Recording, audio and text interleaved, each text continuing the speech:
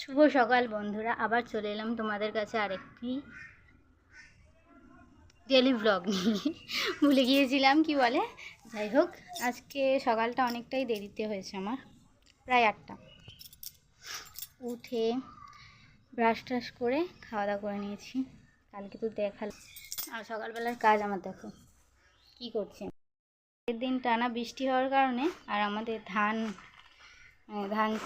সিদ্ধ হয়েছিল, সেইটা হচ্ছে যে শুকনো করা হয়নি। রোদ বেরোয়নি তো শুকনো কী করে হবে, সেই জন্য বাড়ির মধ্যে মানে ঘরের মধ্যে রুমের মধ্যে মেলা ছিল, সেটা তুলছি।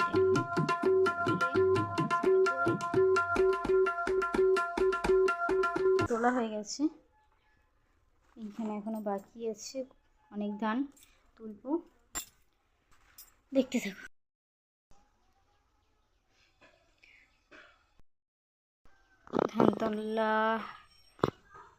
ধান তোলা কমপ্লিট। এই যে ধান 3টে বস্তা হয়ে গেছে, এবার ছাদে যাব। দেখো গাইস, আমাদের ঘরে কত পাটের ঠাসাই, সেটা বড় কথা নয়। এখানেও ধান আছে, এখানে হচ্ছে মুড়ির ধান আর ওগুলো হচ্ছে ভাতের ধান। দেখি এখন ছাদ মোটামুটি শুকনো, যেহেতু আজকে সকাল থেকেই রোদ হয়েছে, ছাদ শুকনোই আছে এখন।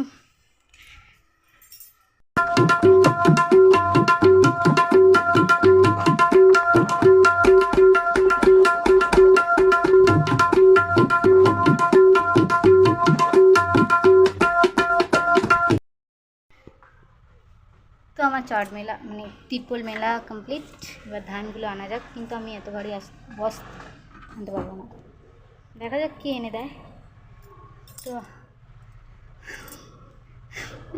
এটুকু বস্তা এই চটটা মেলে হাঁপিয়ে গেছি, দেখি। তো এখানে বাপি হচ্ছে যে পাট মিলছে, যেহেতু পাটগুলো বৃষ্টির কারণে মেলা হয়নি, শুকনো হয়নি ভালো করে, সেজন্য ভালো করে শুকনো করা হচ্ছে। আর এখানে মিস্ত্রা অনেক কষ্ট করে মিস্ত্রাকে বলে হচ্ছে যে ধানগুলো তোলানো হয়েছে। মিস্ত্রা ধানগুলো তুলছে, বাকি ওইদিকে পাট মিলছে।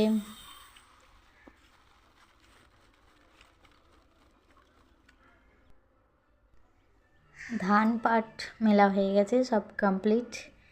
প্রচণ্ড মানে কি বলবো, এত রোদের তাপ আমি সহ্য করতে পারছিলাম না। যাই হোক, অনেক কষ্টে ধান পাট মেলা হলো অনেক কষ্টে। এবার নিচে যাব, স্নান টান করবো, তারপর আবার আসবো। তো এসে দেখলাম মা হচ্ছে যে ধানটাকে এক জায়গায় করে দিয়েছে, তারপরে দেখলাম যে হয়েছে কি না। ধান হয়ে গিয়েছিল, তাই জন্য ধান তুলে ফেললাম, তুলে রেখে আবার নিচে যাব। এত গরম গাইস, মানে বন্ধুরা বিশ্বাস করো, ভীষণ গরম, মানে এত কষ্ট হচ্ছিল বলার মতো নয়। তারপরে নিচে আসলাম, দেখলাম মা রান্না করে ফেলেছে। আর আজকের মতো ভিডিও এইটুকুই। ভালো লাগলে প্লিজ কমেন্ট করো, জানিও। টাটা।